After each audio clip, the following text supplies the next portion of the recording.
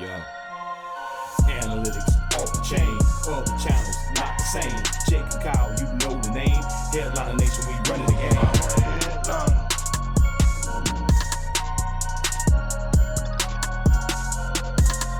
I'm a headliner.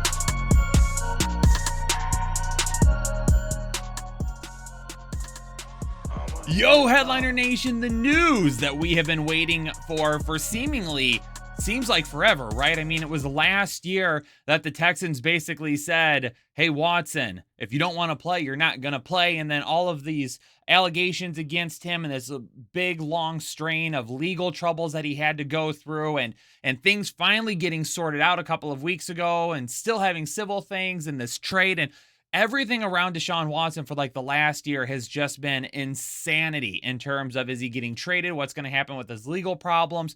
All of these things have finally started to work themselves out over the past few days. And now we're finding out more and more information about where we go forward. And we will talk about it all in a minute, because just announced on Twitter by several people, Deshaun Watson is waiving his no trade clause to the Cleveland Browns. It was thought even just last night that it was going to be the Atlanta Falcons or the New Orleans Saints, that it was down to those two. And then out of nowhere, Cleveland's name pops back up, and that is the destination that he's going to be going to. So let's take a look at the compensation, and we're going to talk about this trade and everything else going on.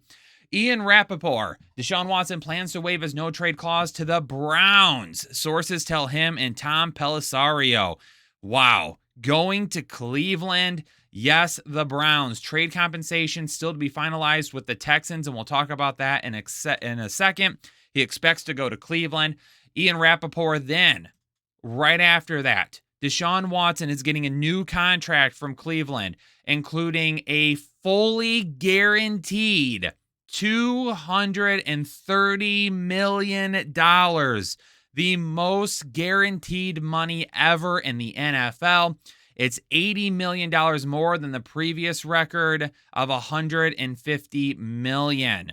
His deal being negotiated by David Mulugeta of Athletes First, a fully guaranteed 5-year, $230 million deal. We're going to come back to that in just a second. What does the deal look like, though? Well, the Browns, they are going to be getting Deshaun Watson, and the Texans are going to be getting 3 first-rounders and 2 other picks. Now, we still do not know specifically all of the picks, all right? We don't know. I'm going to assume that the 3 first-rounders are this year, next year, and the year after. The 2 other picks, though, not sure where those are going to land. Things could still change. New picks could end up getting thrown in. Those 3 first-rounders, maybe one ends up changing. Who knows? But as of right now, it is being reported that the deal will consist of 3 first-round picks and 2 other picks as well. Now, before we go into the fantasy implications of this deal, I want to go back to one thing real quick and just remind everyone of the legal situation in which Deshaun Watson is in. At this time, he was not found guilty on any felony charges. However, he still has matters that have to be settled in civil court. I'm not here to play lawyer. I'm not here to do this big judgment. What you think of Deshaun Watson is going to be what you think of Deshaun Watson. I am just merely here reporting on facts right now, and I want everyone to keep that in mind as I talk about this. With Deshaun Watson, he could still end up being suspended by the NFL under their conduct policy. So it is still possible that Deshaun Watson could end up facing some civil trouble that he has to be taken care of. Obviously, there would be no jail time with that. And then he also could potentially still be suspended by the NFL. Now, for some reason, if he is suspended by the NFL, the contract is going to change a little bit, because the entire $230 million will no longer be guaranteed, because that could change to where he's not guaranteed the money for the games in which he was suspended. So that could end up changing.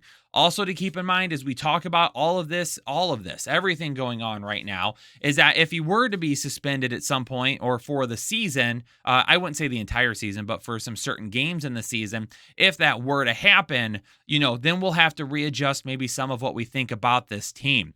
But it is 100% clear at this point that Deshaun Watson is headed to Cleveland. Baker Mayfield will now be out of Cleveland. So it will be interesting to see what Cleveland can recoup in a deal for Baker Mayfield. Now, the one thing that we know about this is that teams know that Baker Mayfield is going to be traded, right? Cleveland's not going to hold on to him. There's no way. So it's probably not going to be that great of an offer. There's going to be teams that will probably be fighting against each other to make a deal. So that could help drive the price up a little bit. But I wouldn't expect anything to be really recouped in the terms of first round picks. Maybe second or third round picks, maybe some players or something like that.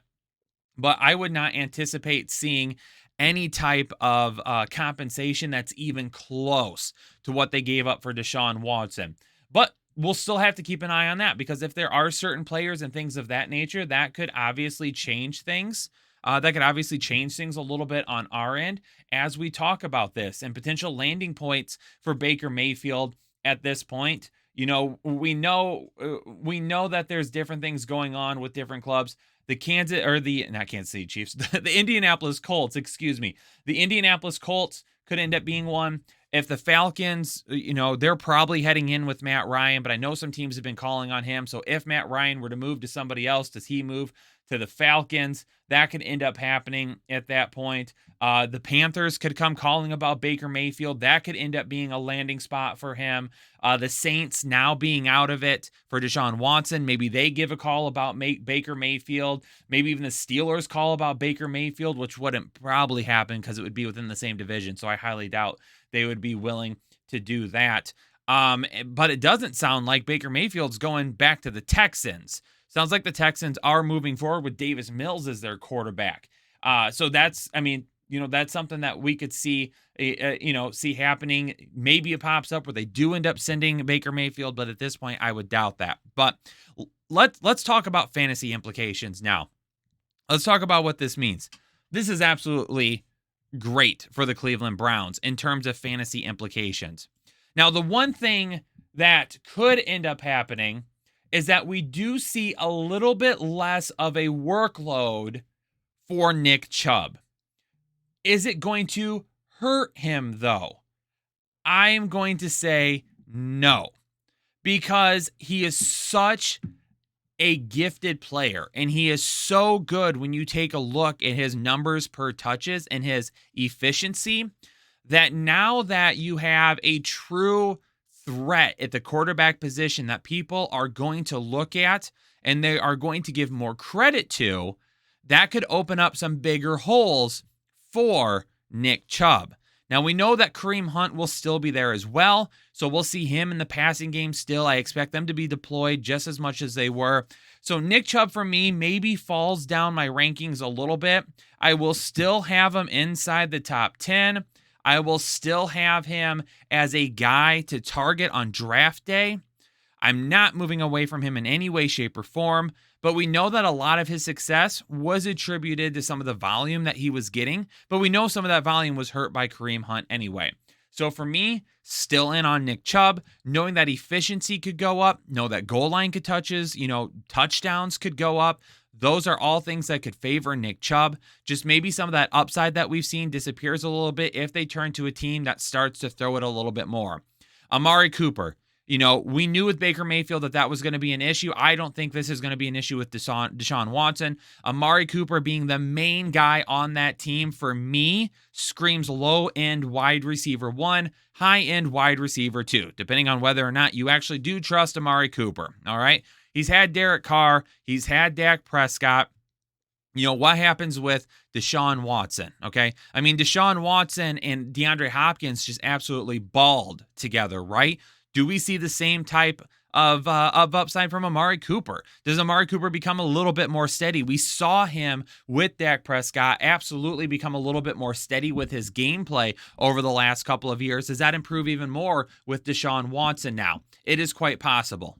Absolutely quite possible. So we'll be keeping an eye on that situation. For me, low-end wide receiver 1, high-end wide receiver 2, David Njoku, because as we were recording this, we found out that Austin Hooper is officially moving on, headed to the Tennessee Titans. We knew that he was released recently. So David Njoku being the number 1 tight end there. Now, do we utilize David Njoku more often? As of right now, yes, because they don't really have any other wide receivers. Donovan Peoples-Jones is still there, and I don't mind that. Him on the outside, kind of a big play guy, maybe like a weekly flex in a really good matchup for Donovan Peoples-Jones. But for me, I'm looking at maybe they add Juju Smith-Schuster and put him in the slot and play him there more often. That would be awesome for them to do, to give Deshaun Watson another weapon. So there's still some things potentially happening that could affect the outcome of some of this.